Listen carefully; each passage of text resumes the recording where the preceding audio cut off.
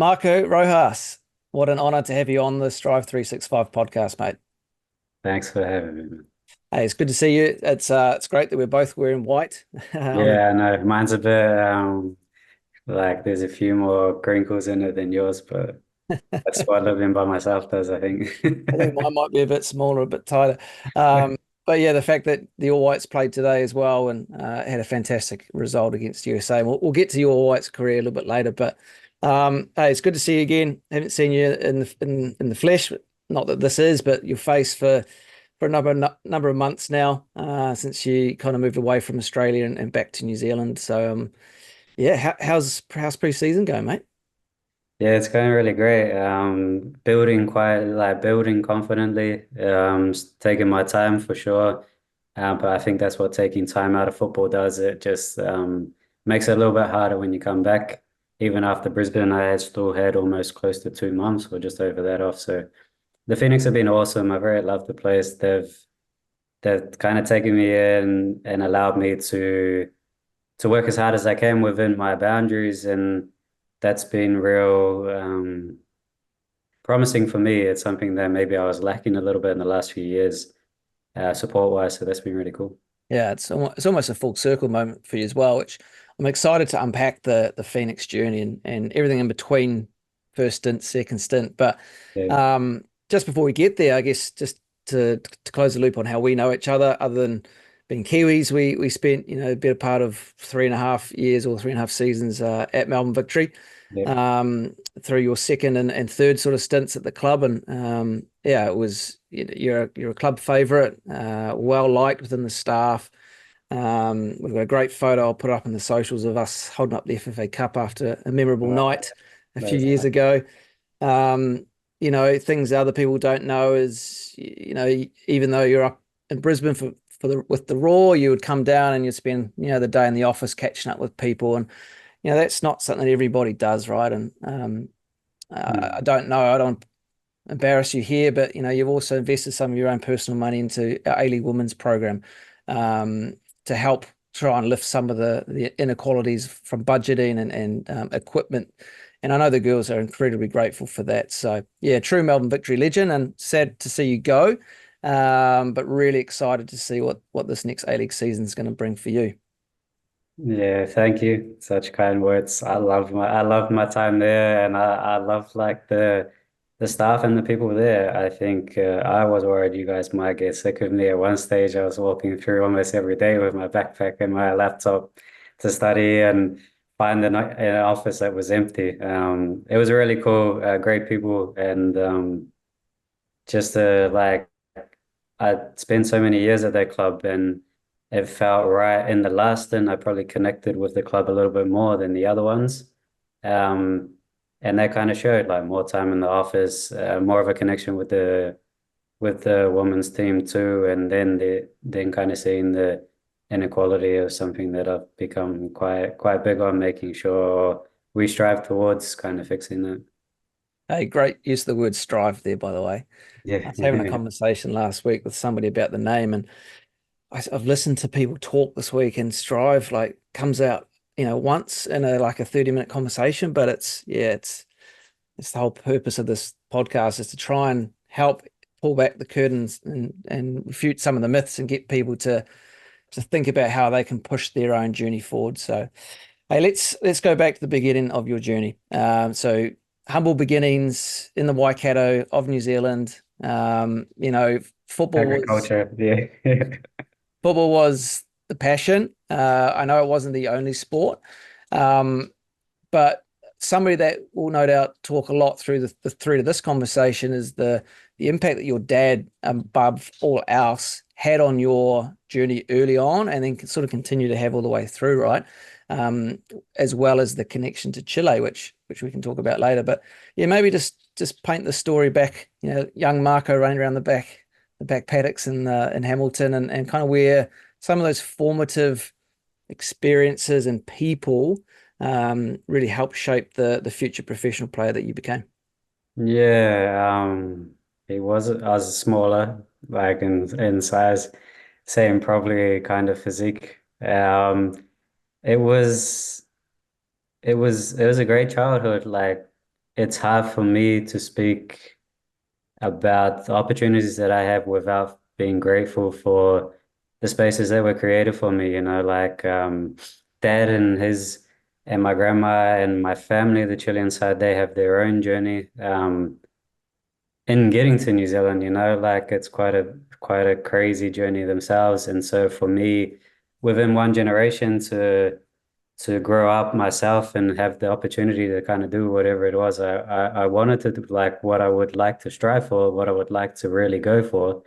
It's such a beautiful thing when I think about it. I'm really grateful to dad, to my family, to the family like beyond that. There's dad is very much in the foreground of football, my coaching, my younger years, and still plays very much a part, like you said, which we can talk about later.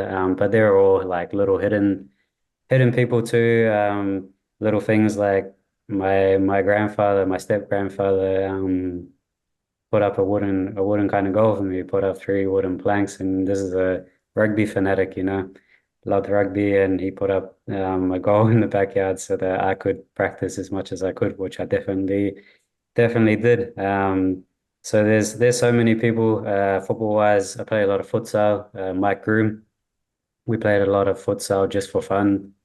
The Wynrs Academy, where Peter Moxon was the coach in Hamilton, spent a lot of time there. And then Mark Youngjohns, who I think I kind of joined for 1 or 2 years of like formative training in my like teenage years.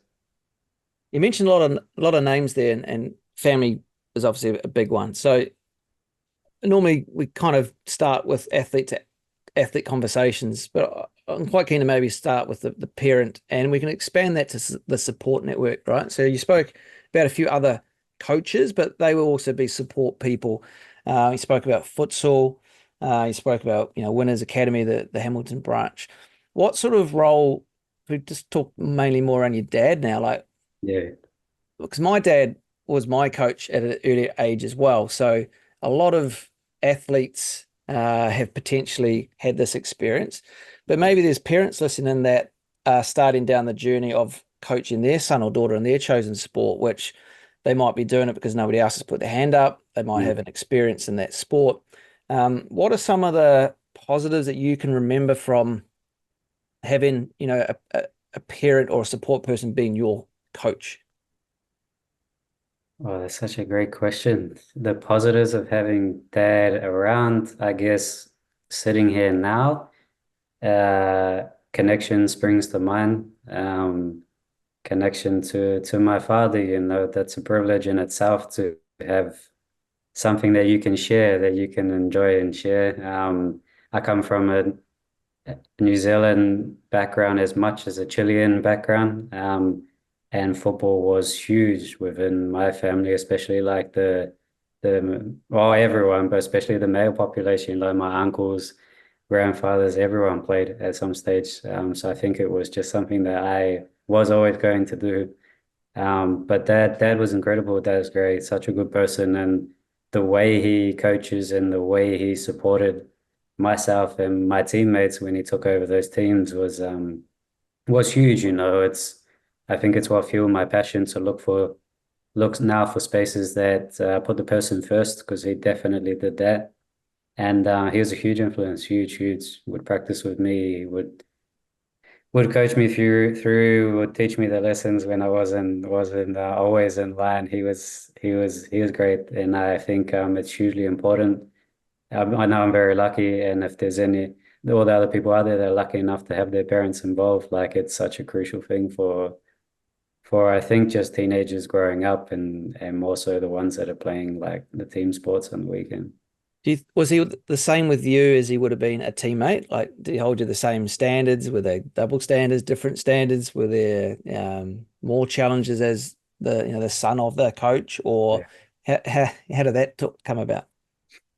He was pretty good. I think I was one that probably pushed the envelope a little bit, and he would respond, but it wasn't anything more than what he would do to other players. I remember having to run a few extra laps, or just do a little bit, or a little growling here and there. But he was great. I think he was the same with everyone. He still coaches now, and he kind of is still the same.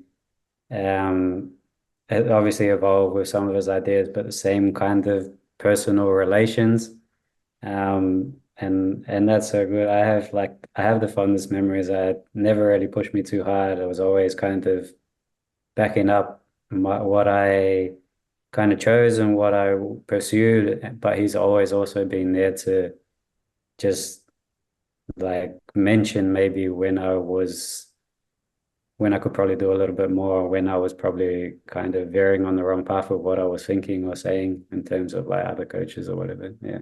And as you moved through the professional ranks, firstly the Phoenix and then Melbourne Victory, then overseas, what sort of role has he played over that, the more recent part of your career? Is he still telling you where you could do things different and better, or is it he's waiting more for you to come to him? How's your current interactions with him specifically? Yeah, I'd say it's evolved quite a bit over the time. So as soon as I started in the professional environment, he supported me in terms of intermediary, I guess, representation. Aside from the A League, we always used agents in Europe and when going overseas, and he was always kind of like the middle person in between that. For me, it was like a safety barrier, someone who had my vested interest, like my best interests at heart. Peace of mind. It was peace of mind. He helped me a lot with that. Financially too, he's he's like the rock of a lot of the stuff that we've been able to do as a family and myself as a person, as a player. It's evolved a little bit. I've certainly um, wanted to take the reins a little bit more as I've developed as an adult and now 32. Like through my 20s as I was developing, that shifted, but he's always been there. Now it's more so advice or recommendation or just a chat when I approach. It's not so much probably what it was before. Yeah. And you spoke about the big or the half of your influence being the Chile influence. So in 2022, 23 season, you decided, I need to leave, in this case, Melbourne Victory and go and experience something in Chile with Colo Colo, which you went on to win a championship with them. Was playing in Chile always something you were always going to do at some point, or was it the timing was right with your football as well as family? Like, how Yeah. much of the impact was Chile in the back of your mind that drew you to experience that at some stage? Yeah, well, I think it wasn't so much like I need to leave Melbourne Victory. It was more just opportunity knocked on the door. For whatever reason, when I was 17, 18, I think before I picked up the Yellow Fever scholarship, I was probably 3 or 4 months away from going to Chile. I was just kind of finishing up year 12, what I needed for university entrance. So I had that to be able to continue university at the same time. So yeah, I since like 17, 16, I don't know if it was always playing in Chile, but I knew I always wanted to live there. I always had this idea that in order to understand, and as part of this holistic view, I kind of look at in order to understand myself, I needed to be within that culture because that was half of my family, that's their home and it's part of me, albeit like I've only lived there for 1 year. I've always felt um, like a New Zealander, but with this Chilean background. And to go there and to go and play for Colo Colo, it was just something that was like, yeah, this incredible opportunity came. I couldn't have asked for a better, as a footballer, I couldn't have asked for a better way to tick off that living in Chile and to play football there and to win the championship in the same year, which they hadn't done at that stage for 5 or 6 years. I think I was just an incredible kind of year and just really good timing and really fortunate. Very cool. Yeah. Amazing, amazing parts of the world as well. You Yeah. mentioned the Yellow Fever scholarship. So let's just rewind a little bit now. You've moved on from being coached by dad. You're thinking maybe the Chile's now the time to sort of go and explore. And the Yellow Fever, for those who don't know, it's the supporter group of, or the active fans, if you want to call them that, of the Wellington Fever. Sorry, of Wellington Phoenix. Heartbeat of the heartbeat of the Phoenix for The sure. heartbeat of the Phoenix. And I've watched a few Wellington Phoenix game from the yellow fever zone as well. So I'd attest to that. But there's this scholarship award. I don't know if they still do this or not. You might be able to shed some light on that. But they go and find this young kid who no one had heard of, called Marco Rojas, who then gets a contract, does well, and then explodes onto the scene in the A-League and goes on, has a fantastic early debut season, and then moves on from there towards the national team. So just, yeah, that must be an incredible story. I don't know the full details of it. I want to know as a fan, how did that come about? What did you do to impress? Yeah, let's start with that. I think sometimes there are just things that you can't explain. Like I said, I was playing for Waikato FC. Well, actually, I don't think I said that, but I was playing for Waikato FC. I was in the middle of the summer league. I'd been playing for school just as much as I could within Hamilton. A few federation tournaments, maybe one or two, mostly off the bench, like Force 3 and those end of year tournaments that they used to have. Dave Edmondson, the coach at Waikato FC, put me into the squad, like I was coming off the bench, and then I believe the year before that, maybe 2008 or something, there was the creation of the Yellow Fever Scholarship. My understanding is the intention was to expose a selected young player was voted for by the members of the Yellow Fever, to expose them to the professional environment. Well, a friend of mine actually went the first year, Daniel Finlay. And I think I was up against another friend, Sarah McLaughlin at the time, to just go and be exposed, for a kid to learn, understand what it's like to be in a professional environment. And I actually injured myself before I was supposed to go. I decided, and Dad always talks about this story, but I decided that I was going to play for Wanderers and I was going to play for Fraser High School on the Saturday before going down to the Phoenix for trial on Sunday. Oh, for the training. I must have had in my head that it was a trial. Maybe that's why it worked. Um, and twisted my ankle, rolled ligaments, and didn't go for 4, 5, or 6 weeks when the All Whites went to the World Cup, which then meant that they were missing numbers. So I started training more in their games and just did okay, and it just kind of took off from there. I think I circled by the circle of life. I think I played a friendly against Victory in Queenstown and signed the next day. Yeah. That's incredible.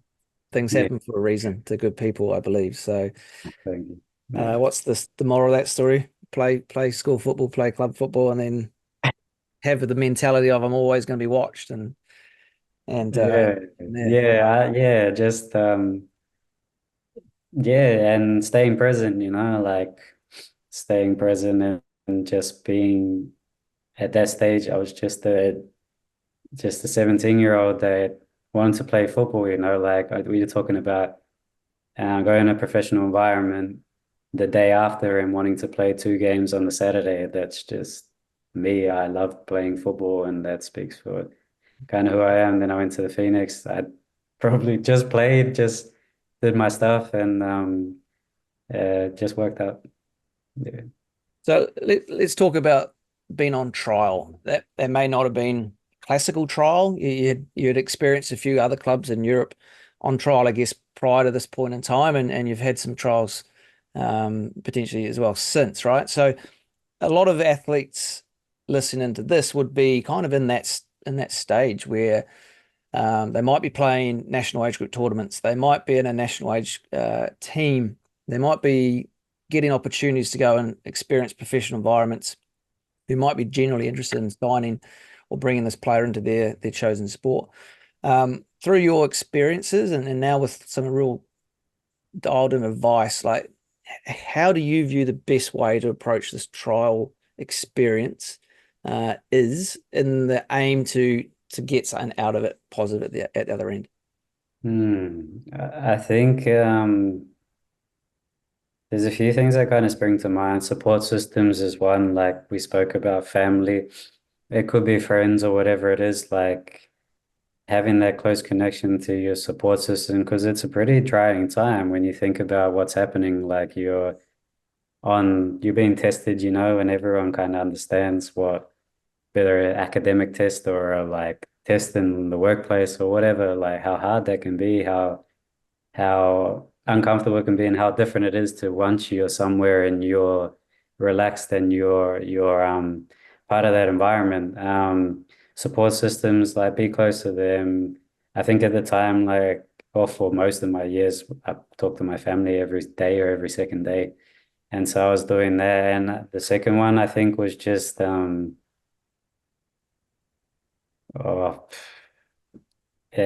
just my grandma always says, "Don't worry, be happy." I think it was a quote I was going to mention later on, and it's like just take it for what it is, like regardless if things go good or bad, you're always going to learn something from it.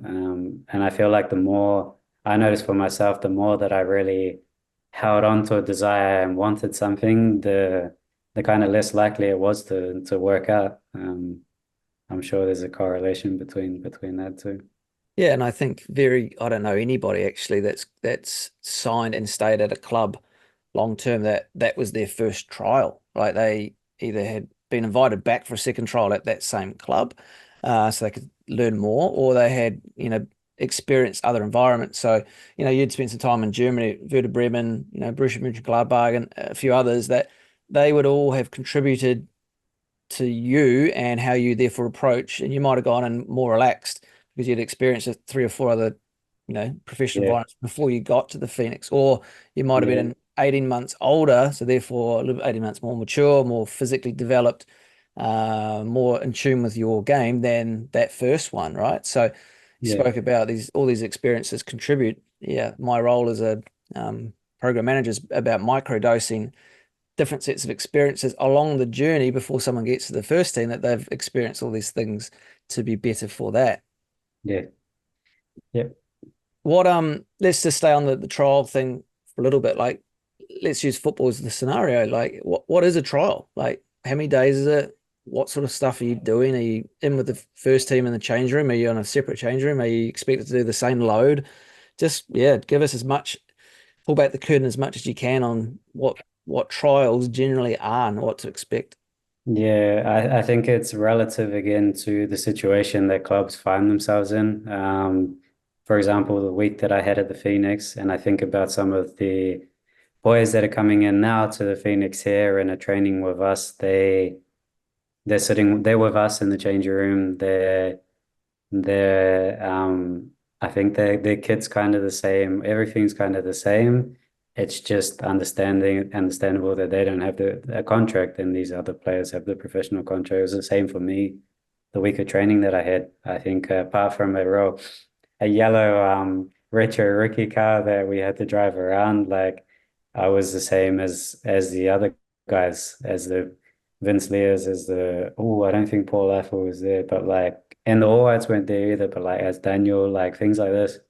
I was in the same change room and I was fully immersed. I'm pretty sure in Germany when I went on trial, it was same changing room as the under 15s or whatever it was I was trialing. So I mean, it's pretty daunting. I think for myself, like pretty introverted person, like private person, and I always think like those first days, even when you've signed someone, and you're going for your first day and you're put in this changing room with a whole new, brand new team of people, like it's a lot. And I think anyone that's kind of been on trial probably would say that the week, the 2 weeks is probably a lot. But it varies. It varies. I think we've had a few boys who have been with us for like a couple of weeks, or they've come down for the week, then go and play for their Central League team or National League team, and then come back for the following week.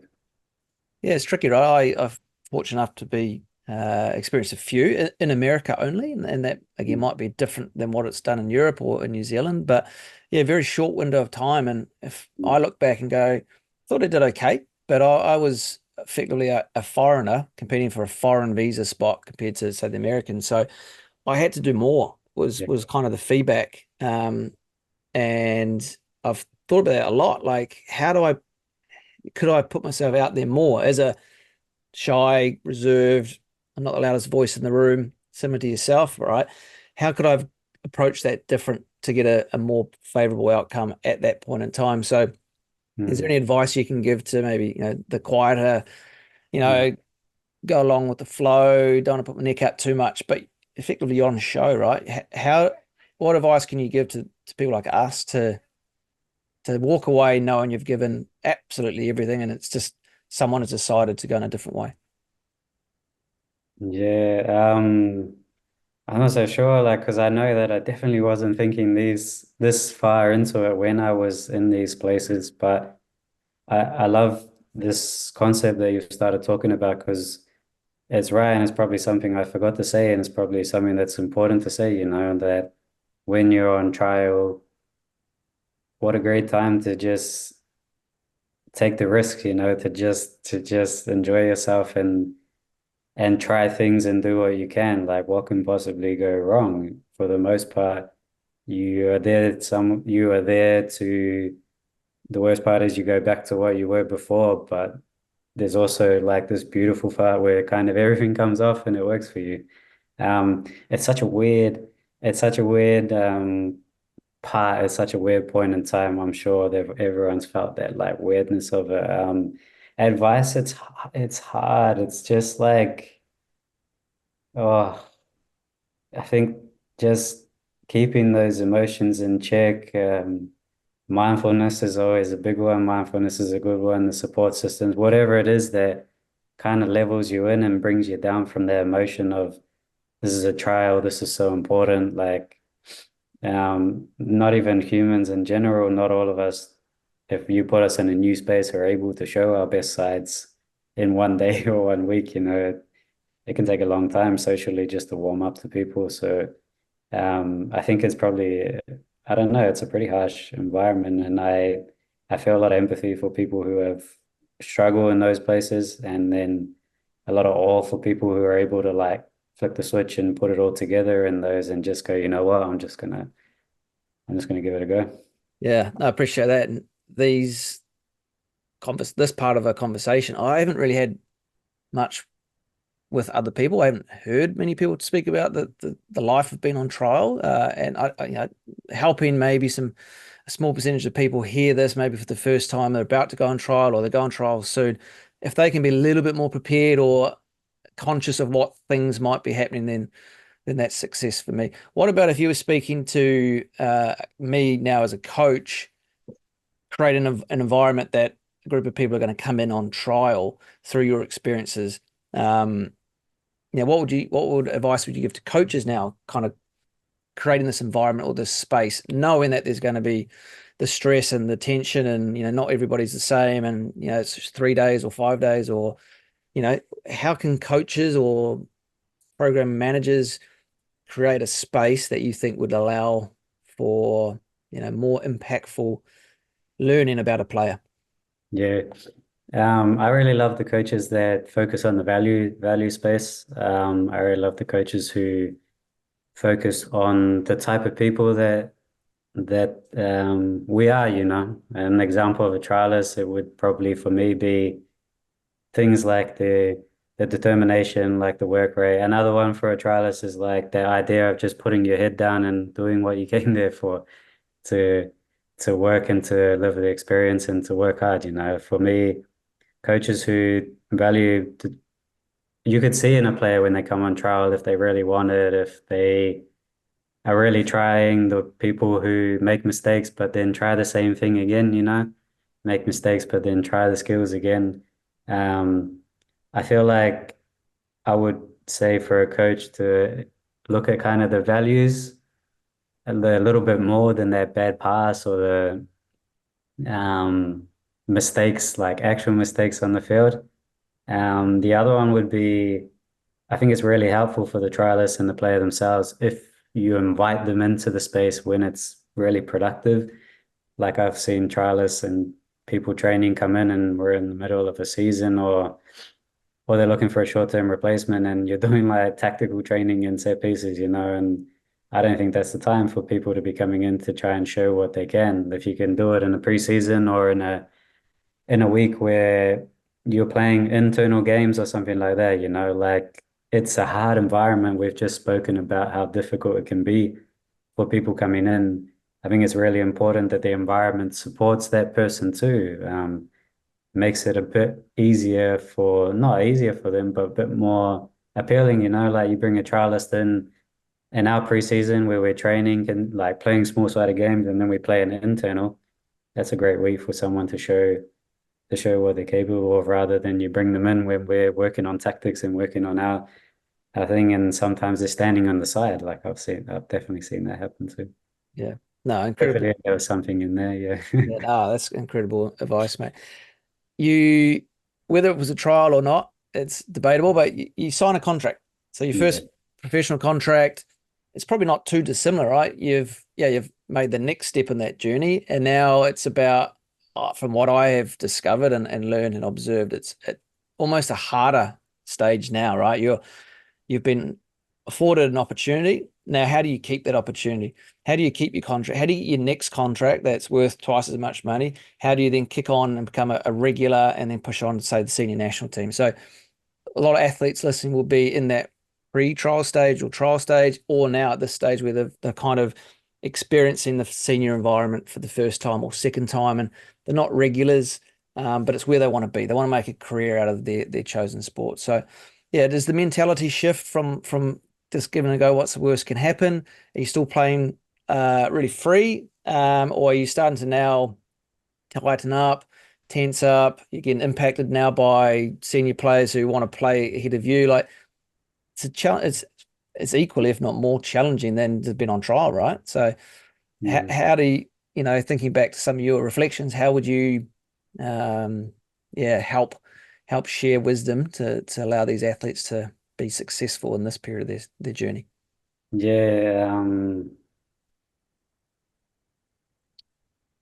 so like learn, soak it up, like I think as much as we all desire, as much as I may have desired to come in and play and for it to just go up and up and up, like my first year at the Phoenix was really not very ideal, I think I came off the bench once, maybe twice.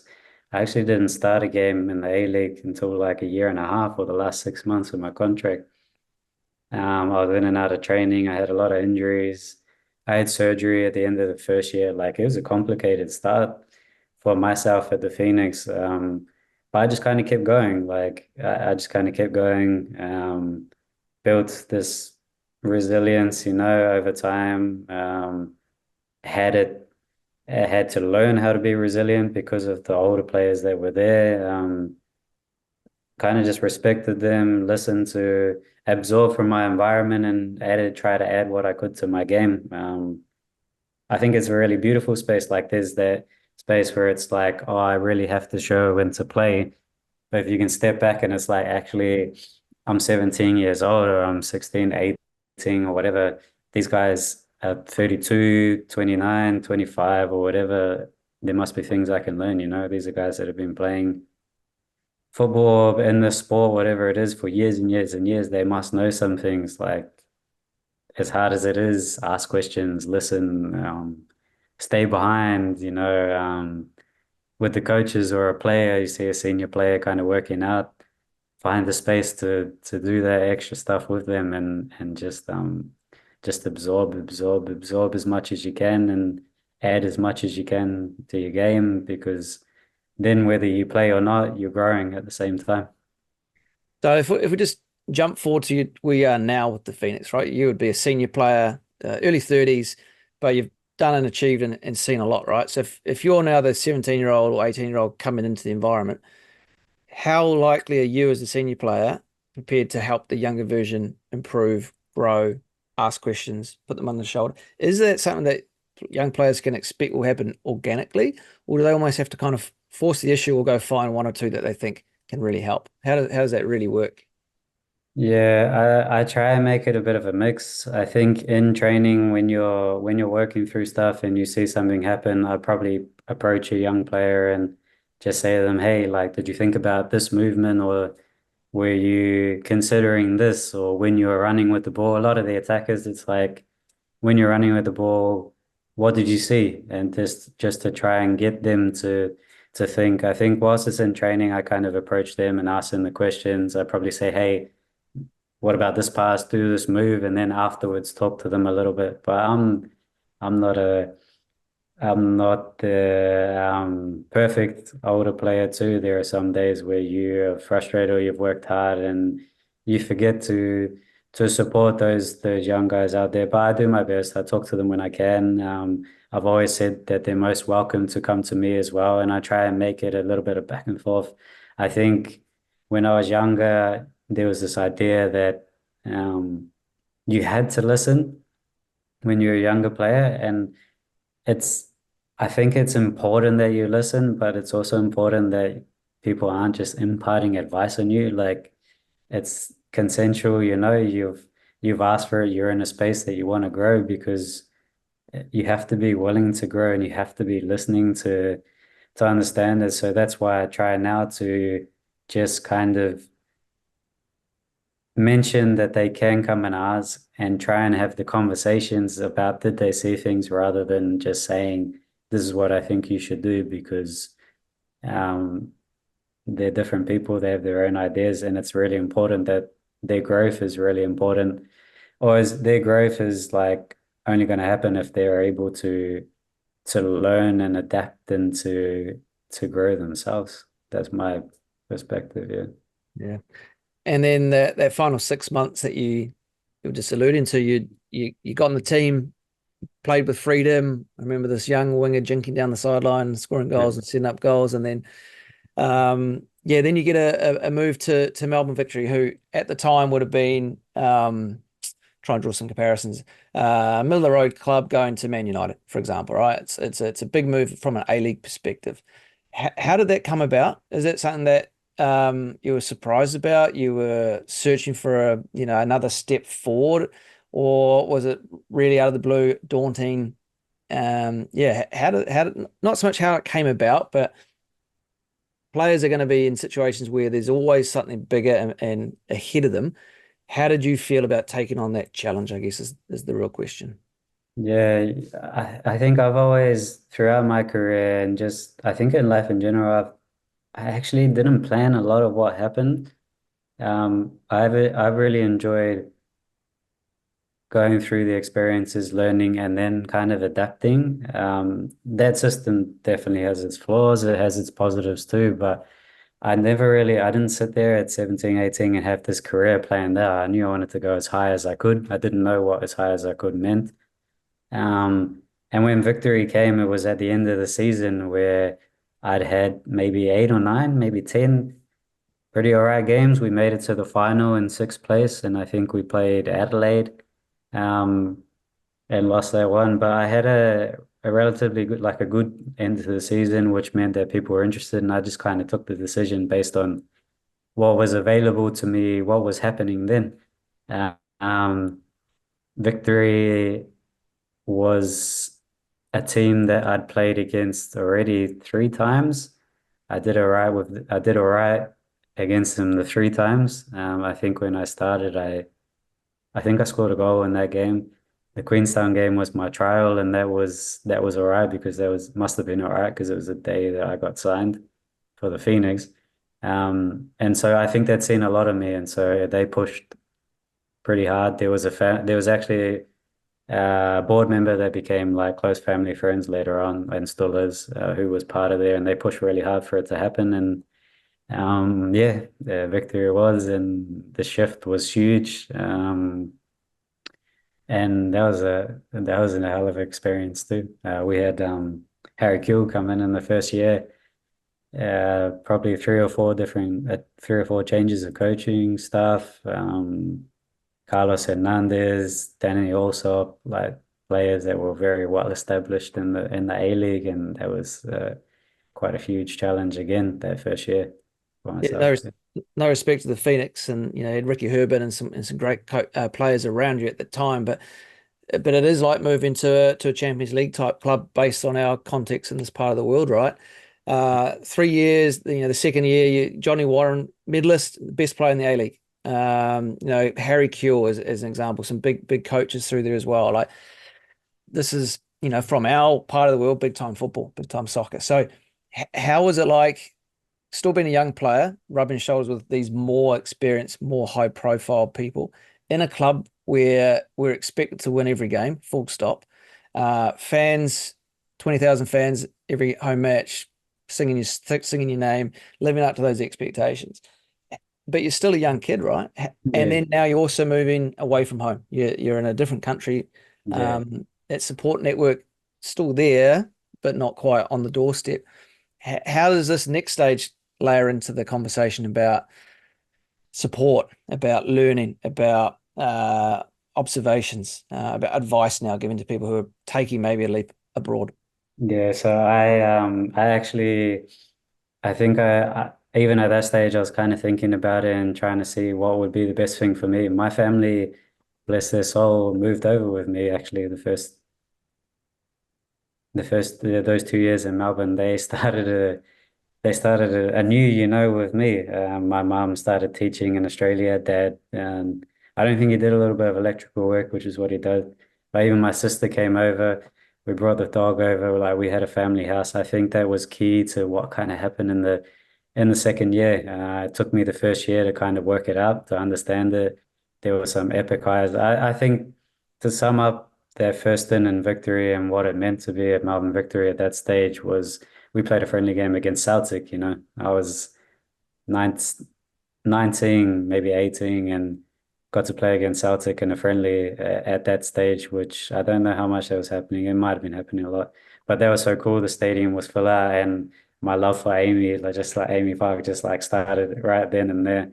It was full of ups and downs.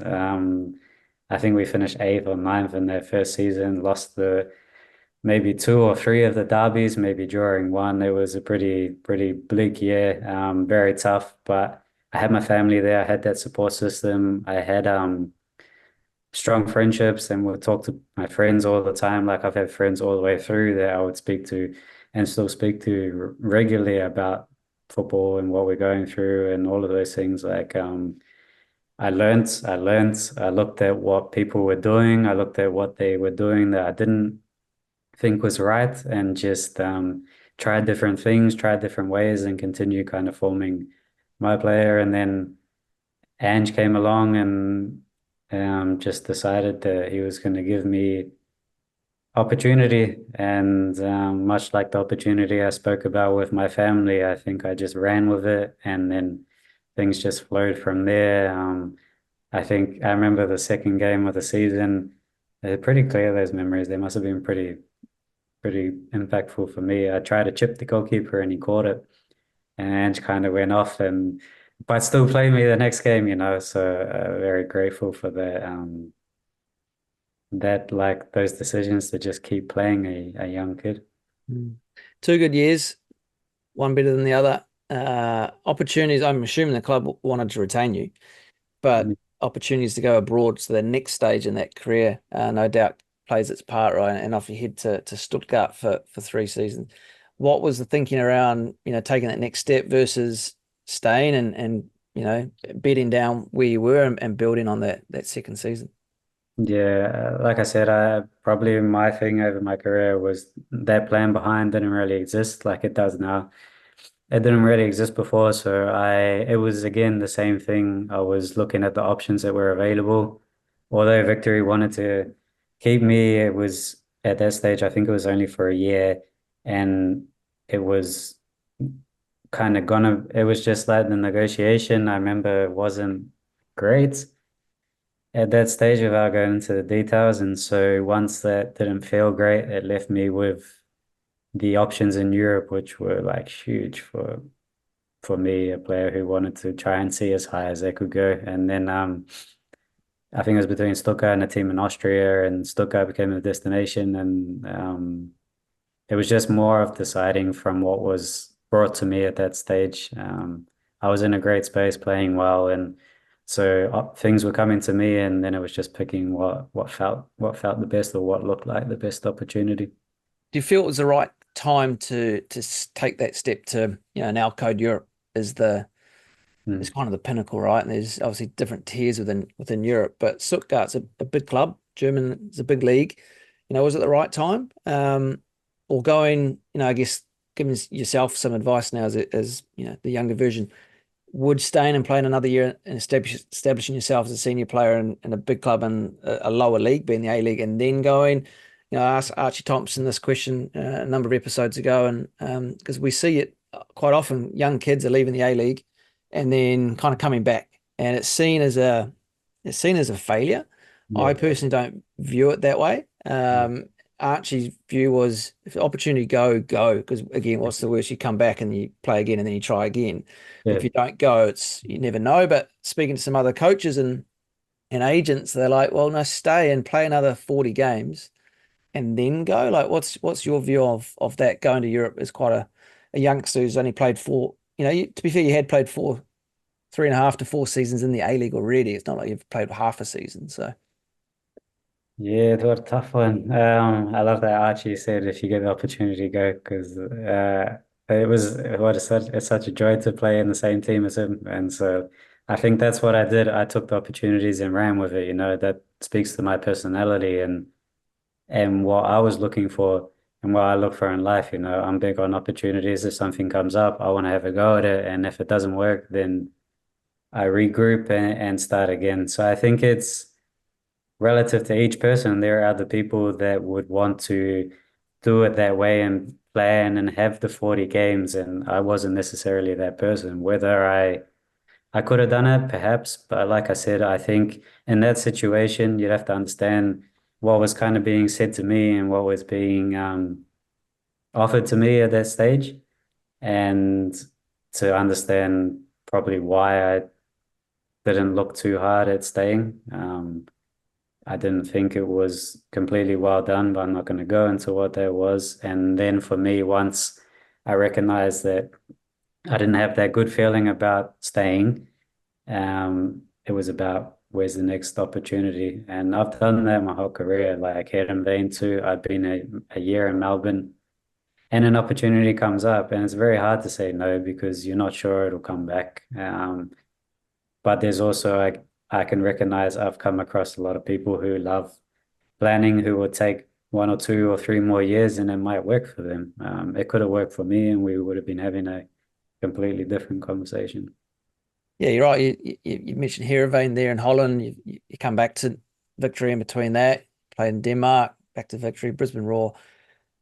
Now at Wellington Phoenix, Colo Colo in between as well. These are all experiences that not only shape you as an athlete, right, but as a human. And I think a big part of everything we do, all these little, I spoke about micro dosing, they all shape who we are becoming. I guess before we kind of move away from the playing side of it, well, maybe let's stay here a little bit. Like you spoke about Ange before. You would have had some, spoke about Ricky briefly. We've had a lot of good senior managers. Like what are some of the traits that they maybe all shared or that you found resonated best with you to ultimately two things really, improve you and then get the best out of your match day? What are some of the things that, those top guys possess to help that for you? Yeah, I think there was a mix between my favorite kind of coaches had that there was a mix. Either they were really, really well guided in what it was they were teaching, like their formation, their structure. Like Ange, for me at that stage, he knew what he wanted and he knew how to make it happen. Like his footballing, what he wanted on the pitch was so clear that it was easy for a player to come in and be like, okay, I know what's kind of happening there. On the other side, I had a few coaches, one in Europe and Muskie, who was awesome at this, is like man managing. And through that, they were able to work well with their squad. I think for me, coaches who were able to mix things up, to recognize people with players are different, they're different people, and learn how to bring a team together, um, often did quite well. I really enjoyed those spaces, and it just happened that they kind of did well. I think the only exception at the time for me was Ange, who was just very his footballing like idea that he had was just better than what was kind of happening in the league. And I'm not sure what he's like now, but I don't think it was so much man managing at that stage. He just was like coaching, and he was just incredibly good at that. But I think in general, like those coaches that have had that variety, like really good coaches, but able to man manage and look after and recognize that people learn differently, people are wired differently. They like, have generally got the best out of their teams. Muskie's a pretty good example, I think, in Australia and then beyond in Asia too. You mentioned there a lot of New Zealand and Australian coaches, right? Based coaches. What about the coaches in Denmark, in Holland, in Chile? Yeah. Like, are they the same, or are they fundamentally quite different than what we would experience here? And again, what can you share from those different ethnicities or backgrounds or cultures or Yeah. style of play that, maybe coaches here, young New Zealand coaches, Australian coaches can maybe go and explore and adapt and test out? Yeah. I think the coaches over there were just like they were really knowledgeable, like really well versed. They were immersed in football.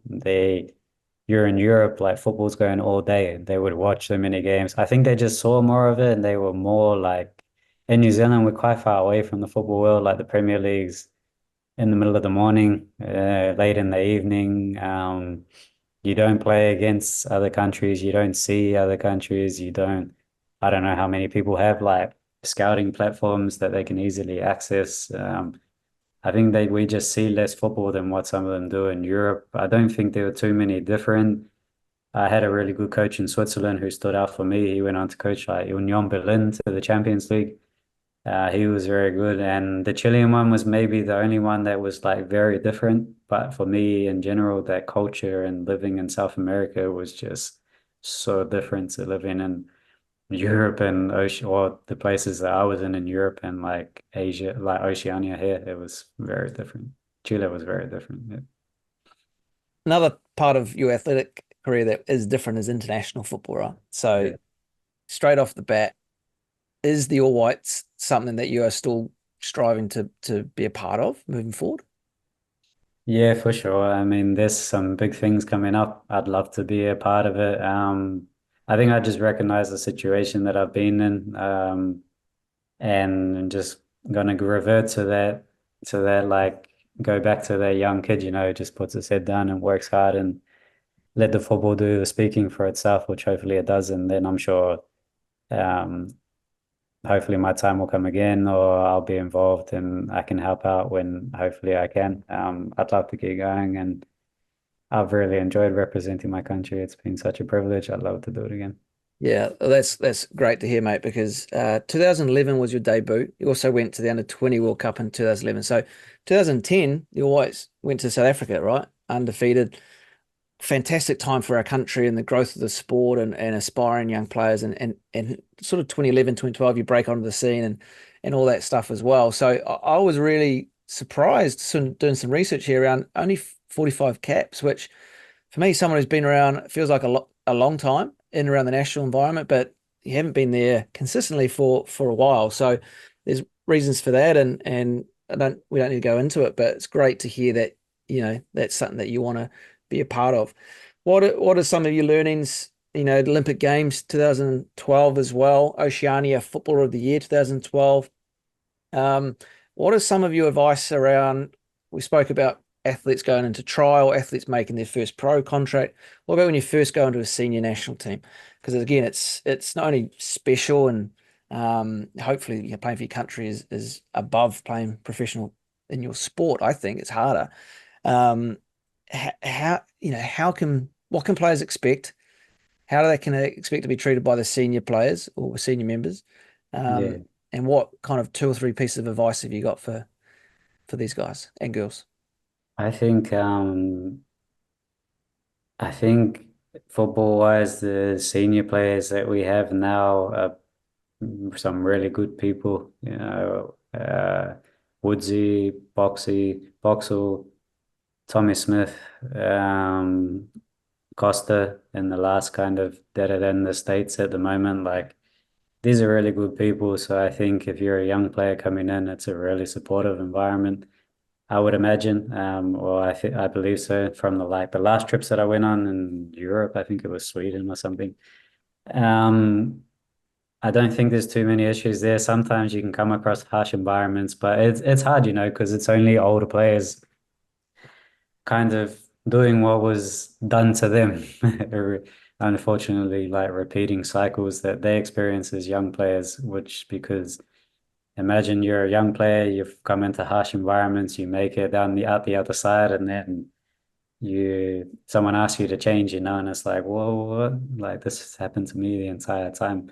I think advice would be kind of the same, like to take it in and to remember like the positives about playing for the national team. Like you're selected for your national team to compete at an international level. The more you make it different to what it is before, like the more you separate football, or I think athletic, like your sport or whatever it is, from that fact that it's a sport that you do really well, regardless if you have a silver fern on or the club team shirt or stadium's full, the stadium's empty. Like if you make a situation like overwhelm the situation in your head, it generally doesn't go too well for you. I think the more you're able to appreciate what you have, to stay in the present and to enjoy that moment, uh, generally the better it's gone for me when I've been able to do that. So I assume it might be able to do the same for others. Nice, mate. It goes back to a word or couple of words you said right at the beginning around a holistic view to life and sport and how it all meshes together. So, yeah, really nice balanced response. That brings us nicely to rapid fire questions, mate. So, to finish this off, can you please provide me and the audience a question for the week to consider? Yeah, question the question I kind of came up with is what's your purpose, Why do you do what you do? What's the purpose for your actions? What's the purpose for the things you do on a daily basis? Where are you going? What's ironically, the young kid that started off with not much of a plan is saying, what's your plan, Where are you going? Yeah, nice. A lot of questions in there, but yeah, what's your why to start with is a good one. What's a concept or an idea that you think about or you've been testing out that you can share with us? Yeah, mindfulness, finding time to slow down. Yeah, that Brilliant. sounds. Recommendation for a book, movie, TV series, or podcast? Yeah, Atomic Habits, James Clear. I think that's his last name. That's such a good book. Yep, James Clear, good book. If you had a magic wand and you can wave it and change one thing, I'll let you decide what you want to change. What would you do? Yeah, I think I'm trying not to make this a long answer, but definitely inequality. And I think the question was about sports, so I'm gonna say the gender inequality, I think if the Magic One could take us back to historical events where the men's game was pumped money into or things like that, or infrastructure, and we did that to the women's game, I'm pretty sure they'll be in a pretty equal space to what we're in at the moment. No, mate, that's awesome. One piece of advice that you were given and you would like to share with us. Yeah, my grandma all the time. Don't worry, be happy. That's even the last few weeks, she's definitely doing that. Brilliant, Still, mate. The one thing that you are currently striving for is yeah, a wholesome life, like feeling more connected holistically to myself, my family, my culture, my community, um, and doing that through football. Yeah, amazing, mate. And finally, leave us with a quote for the week. yeah. I actually recently found one, and it was.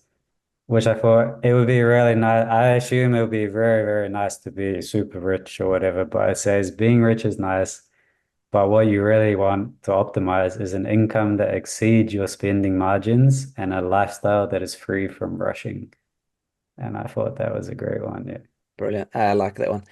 Hey, Marco, this has been a treat for me. Been a fan. I've got a couple of my close mates who are fangirls around you, so they were quite jealous when we got to spend some time at Melbourne Victory. But yeah, a real treat as an All Whites fan and even a Phoenix fan as a youngster growing up watching there, and then latterly getting to support you here at Melbourne Victory.